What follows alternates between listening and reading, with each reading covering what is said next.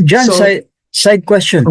Sino yung okay. mga ano yung edad ng mga pinakamatanda na mga kasama mo sa mga langoy mo? Yes, I have one. Si Sir Edwin. Oh, okay. He's 65 years old. My Yes. Coach Ang- Lloyd is 68 or Woo! 69. Ayun, okay. Mm. Ay, Kaya ibig kahapon sabihin, na nasa Quezon Province siya, he cannot do open water swimming kasi ang layo. Pero once in a while, nag-ano siya ng lake swim. May man-made wow, swim lake doon. Doon siya lumalangoy. Then, sometimes siguro, he goes down to Baler, Aurora for a swim. ang Pero galing. addicted yun ah.